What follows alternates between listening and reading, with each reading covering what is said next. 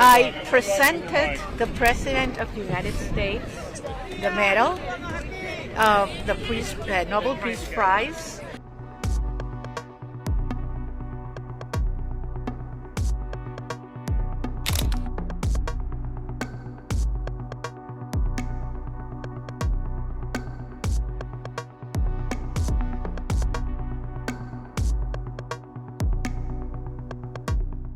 Venezuelan opposition leader Maria Corina Machado made global headlines after she presented her Nobel Peace Prize medal to US President Donald Trump at the White House.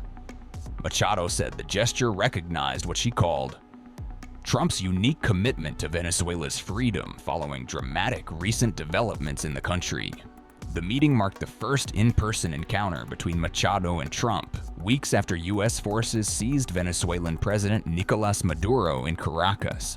Maduro was later charged by US authorities in a long-running drug trafficking case that has reshaped Venezuela's political landscape overnight. Speaking after the closed-door meeting, Machado described the day as historic for Venezuelans fighting what she called decades of tyranny.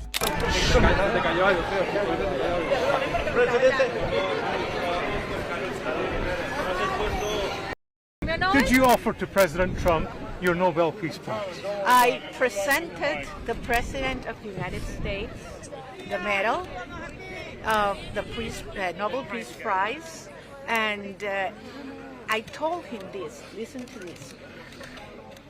200 years ago, General Lafayette gave Simón Bolívar a medal with George Washington's face on it.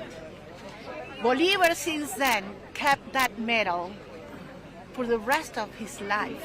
Actually, when you see his portraits, you can see the medal there.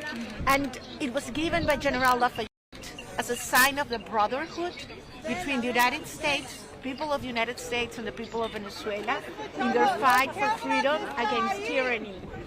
And 200 years in history, the people of Bolívar are giving back to the heir of Washington a medal, in this case a medal of the Nobel Peace Prize, as a recognition for his unique commitment with our freedom.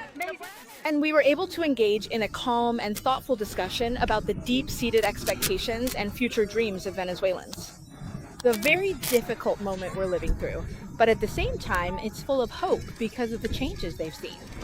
And I communicated and formally expressed, with a specific request, the deep-seated and unwavering commitment that exists within Venezuelan society to fight for a transition that will not only allow us to build robust, enduring, and highly stable democratic institutions, but also to comprehensively address the issues that truly matter most, the well-being of our people.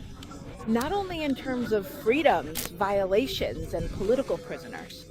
We must ensure robust guarantees for free expression, the fundamental freedom of movement, and the right of organization, while also urgently addressing the enormous and devastating humanitarian crisis currently unfolding in Venezuela.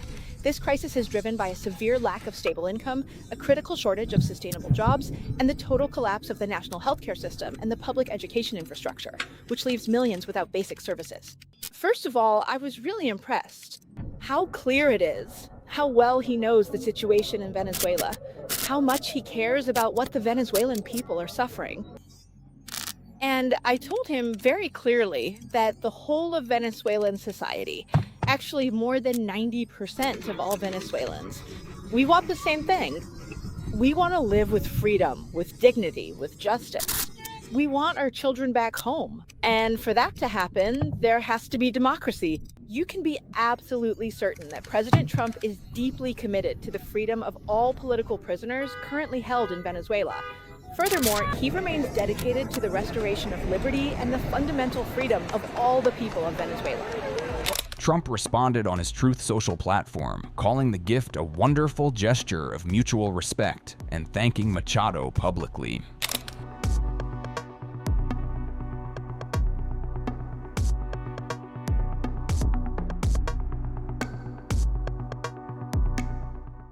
However, the Norwegian Nobel Committee quickly clarified that while medals may change owners, the Nobel Peace Prize title cannot. In a post on X, the Nobel Peace Center stressed that once announced, a Nobel Peace Prize cannot be revoked, shared, or transferred. The committee cited past examples, including journalist Dmitry Muratov auctioning his medal to raise funds for Ukrainian refugees. Machado received the Nobel Peace Prize last year for her resistance to what the committee described as Maduro's brutal, authoritarian rule. Trump has often spoken openly about his desire to win the Nobel Peace Prize, making the symbolic handover especially noteworthy. Despite this, the US president has declined to formally endorse Machado as Venezuela's new leader after disputed 2024 elections. Instead, Trump recognized Vice President Delcy Rodriguez, Maduro's longtime ally who was later sworn in as acting president. That decision disappointed many opposition supporters who believed Machado would lead Venezuela's political transition. Analysts say the Nobel medal gesture may have been an attempt by Machado to influence Trump's stance. Machado also visited Capitol Hill, meeting U.S. senators as supporters chanted "Maria, Presidente" outside.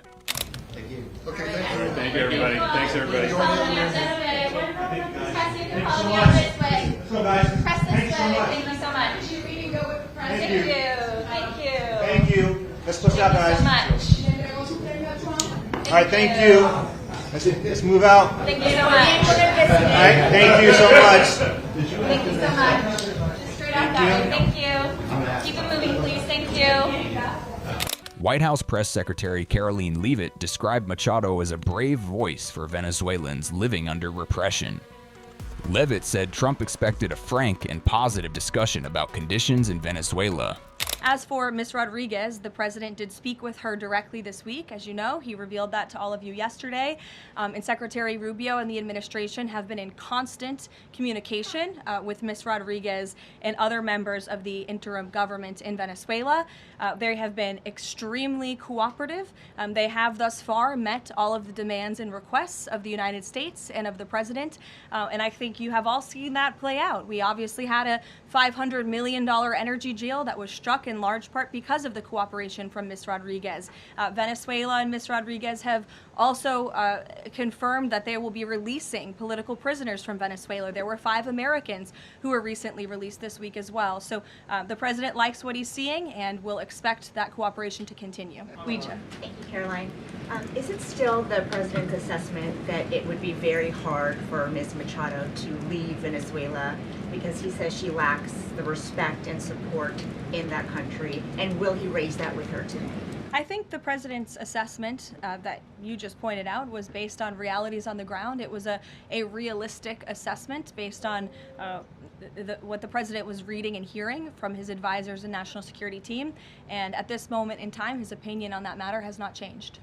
He has also said that he would like there to be elections in Venezuela when the time is right. That's right. Do you have any update on when that might be? And is he committed to a transition to democracy for Venezuela? Yes, and he is also committed to hopefully seeing elections in Venezuela one day, but I don't have an updated timetable for you today.